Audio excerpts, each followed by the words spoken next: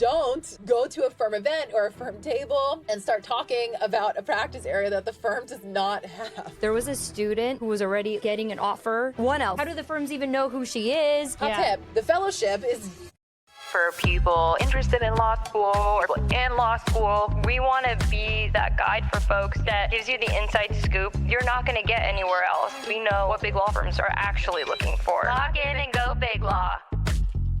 We are talking about networking and the importance of networking, especially pre-OCI. I mean, what is pre-OCI? What is pre-OCI? What is OCI? We'll break it all down on this episode. But I think what's so crazy right now and like looking at the fall, usually our teams, we're thinking about the spring, right? We're thinking about connecting with students in the spring. We're traveling in the spring. We're on campus in the spring. But now it's all in the fall. Yeah, it's crazy. Our first on-campus event is tomorrow. And like what school started for 1Ls like 2-3 weeks ago. I'm already getting emails from 1Ls being like, I'm super interested in your fellowship, which like good on them that they're like doing their kudos that you're getting ahead of the curve. Yeah, I mean, we were on campus already at Berkeley. Shout out BCLT, who does a really wonderful job of making sure that their students are prepared. We were on campus on August 26th, and they had 220 1Ls in the room already to learn about big law and our practice areas. But you know what was so crazy? What? There was a student who was already getting an offer. Their director came to our team and said, she's getting an offer tomorrow on the 27th. And we're like 1L and 2L or just 1L? 1L, but still, it's August 27th. And I'm like, how do the firms even know who she is? Were they in her kindergarten class and then like tracked her all the way here? Like, how do they know? How did she tell you how they know? So it's a Texas firm. And then from what we know about the Texas market is they move super quickly and they have pre-law receptions, which you got to connect separately on that. But before folks go into law school, they go on these pre-law receptions to get to know the firms. And so the firms know the students. From my understanding is they're giving her an offer based on her undergrad grades. Because it's August. Nobody has law school grades. Well, yeah, it's so true. Duh. Yeah. But anyways, like thinking about that, I'm like, okay, so firms are out there. We need to start thinking about how are we going to be approaching things and recruiting. And honestly, the answer is we're doing it right now. Networking is an interview. I don't know how you feel about maybe diving into that and talking more about that. When I think about networking and every interaction that you're having with a firm, like I view it as an interview, and I think we 100%. really need to underscore the importance of that. Yeah, no, I agree. I think even if it's a mock interview, like you're meeting someone in the elevator, you're meeting recruiting at an event, like every single little interaction that you have with a firm, that is an interview. And I think we should talk about some of the do's and the don'ts of when you have these interactions, like what to do, what not to do, especially when you're like, I didn't even know that, you know, talking to this partner for 2 seconds was going to be like an interview. Like I wasn't prepared. But alas, every interaction is an interview. So let's get you prepared. Let's get you prepared. So like even coming into like, okay, so we were on campus at Berkeley. You're about to go on campus this week. So we did a panel style with a bunch of different firms. And then afterwards, usually students have the opportunity to come up to the presenters and ask questions and introduce themselves. Even that moment when you go up to a panelist and you're like, hi, I'm so-and-so. Like, I have an interesting question for you.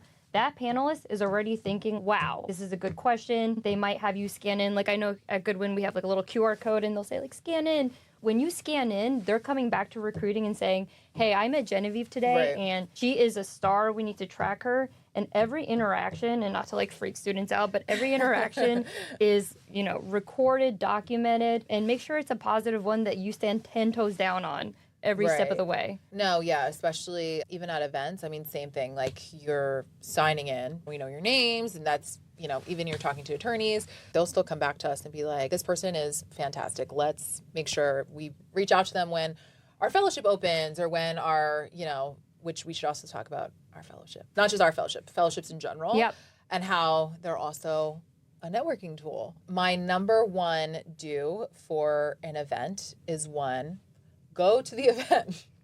Because, I mean, as you said, you know, there's a lot of different ones and you can feel like a little inundated and like there's a lot going on. And especially like you said, that fall semester, like there's so much going on that it's hard. I get it. Like, I don't want to go to another one of these. But honestly, you should go. I would really recommend that people go to any little event if they're a practice area that you're really, you know, for sure, like you're not interested in, like, okay, fine, you can skip out on that one. Yeah. But any type of like firm fall reception. Yeah, like a fall reception or career services, you know, sponsored event. I would go to all of them because all these names, like, they kind of sound familiar, you know, and they all look the same. But when you actually get to meet them, that's when you're like, oh, okay, I get the vibes here. Yeah. Like, I like the vibe here. Yeah. So yeah, my number one first to do would be just to go to the event. Even if you're like tired, you really don't want to do it. Like, and can I double down on that a little bit too? Yeah. Not only go, but like if you RSVP, if for some reason you can't make it, like you gotta let the recruiting team know or whomever is running the event. I think what happens a lot, like I remember last year we had a one-off fall reception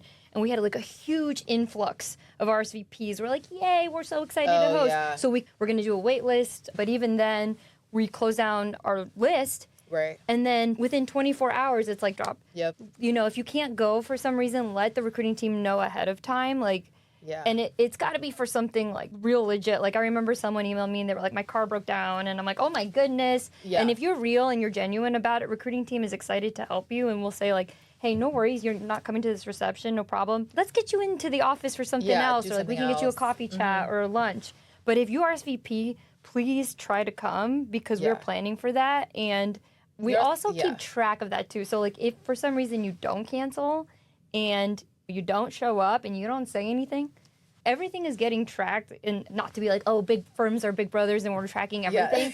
But because recruiting is so much earlier now, we have like a smaller subset of data. And so we're looking for like punctuality, communication, responsiveness. Those are all things that the firms are looking for in terms of, you know, you coming into the firm, doing your job as a junior associate especially. And so you're showing that now in how you approach the recruiting cycle. Right. No, I totally agree.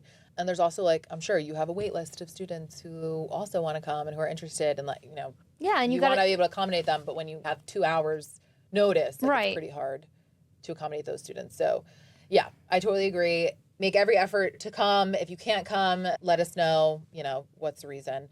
What's your other to do? Okay, so definitely show up. But I think another thing that you mentioned too is like, yes, it's go to everything, but try to be really intentional about what you think you're interested in. So for example, if you're interested in transactional law, look for those opportunities, whether it's partnering with student groups and like going to panels and things like that. If a firm is hosting something, reaching out to the recruiting team to interact directly with those teams are super important. Yeah.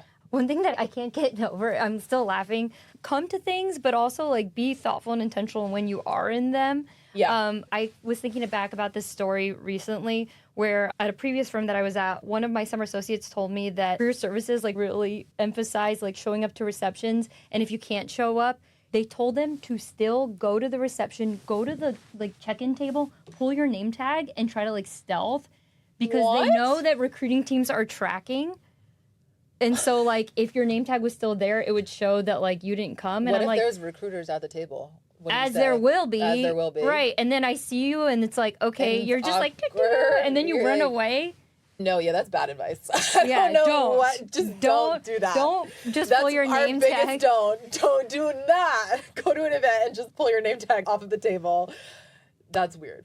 Yeah, but it's so interesting. I don't know. There are things where you feel like, okay, you're going to career services or you're coming to recruiting even right now. Like, as we're talking, you think like, okay, there's certain things that like, you don't have to say it's just like common sense or common knowledge. But that was something that they were told to do.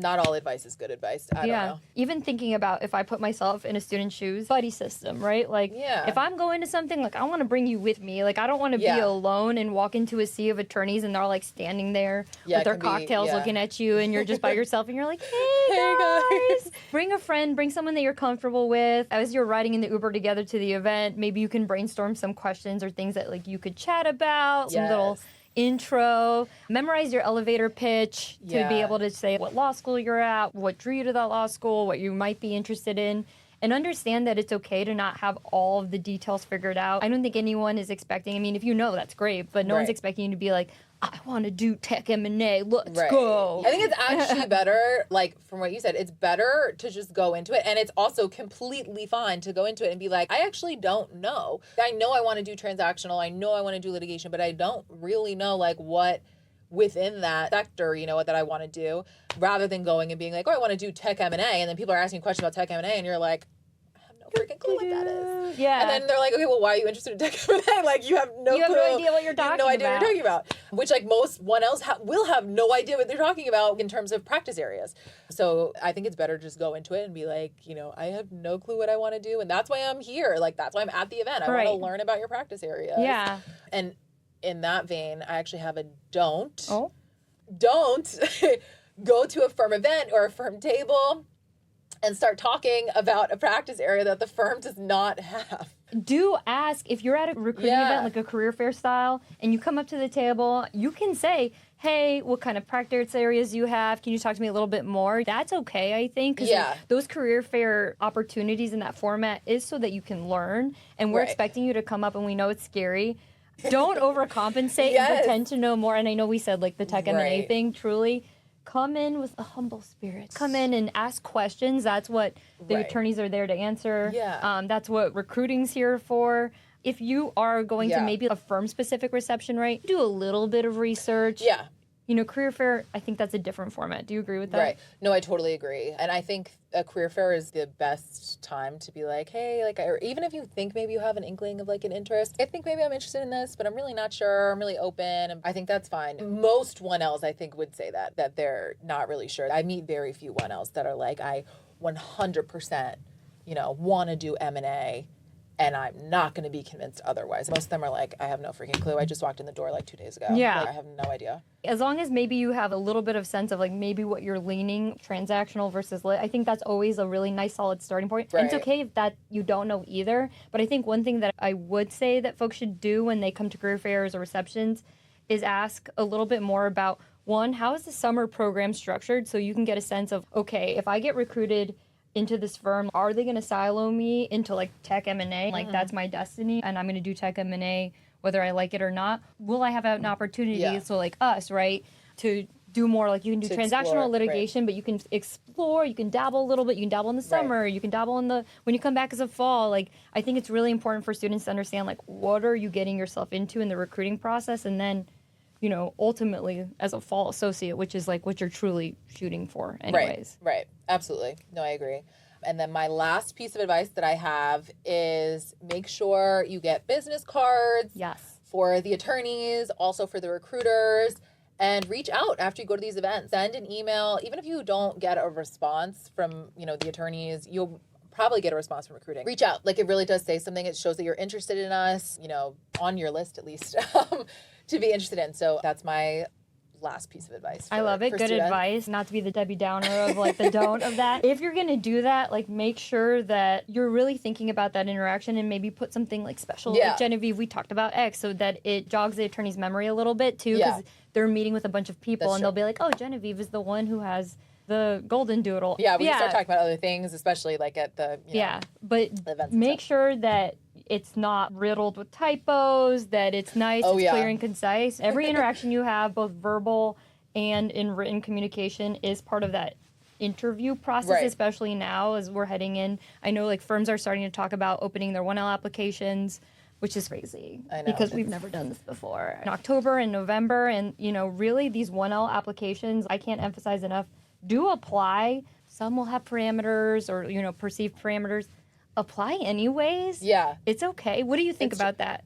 No, I fully am supportive of this. Co-sign this message. We have a summer associate coming in next summer who applied to our fellowship, and we were like, she's fantastic. Just the timing didn't work out. We were like, we love you and we want to give you a 2L offer. Let's go for it. And so she's coming to join us next summer. That's amazing. Yeah. And so the 1L fellowship is 100% a feeder for any firm. A hot tip. The fellowship is a feeder for any firm that has a fellowship or any type of 1L posting. It's a feeder for the 2L. So just apply. Not so secret. Yeah, not so secret. I don't know. Catch in the bag. Sorry. Sorry. If you don't know, now you know. Sorry, recruiters. Yeah, it's a feeder. So just go for it. And the worst they're going to do is say no. And then you're not now. Or not now. And they're on, you're on their radar for 2L. So do apply. Like, just apply. Don't be intimidated by whatever the prompt is. I've seen some creative ways of approaching the prompt before where I'm like, okay, I see what you're saying. Maybe not necessarily for this opportunity, but for the next one, for the 2L, absolutely. Right. Because most firms have smaller 1L, like I know we have a smaller Right. 1L pipeline. We hire between like 10 or 15 Yeah. 1Ls, give or take, every season. And we hire way more. We hire 2Ls. way more 2Ls, Yeah. and so there's going to be a lot more not nows for the 1Ls, but we can't wait to jump into that 2L Right. process. And so especially start looking at this networking season right now, as you're going out and you're meeting with firms and you're going to the receptions and you're going to the panels and all the things. Yeah. Once you meet that firm and you're like, I really like them, Yeah. apply to their 1L. Just apply. Or if Yeah. you don't know if they have a 1L, email recruiting. Yes. But I think we killed it. I think we went over all the do's and don'ts.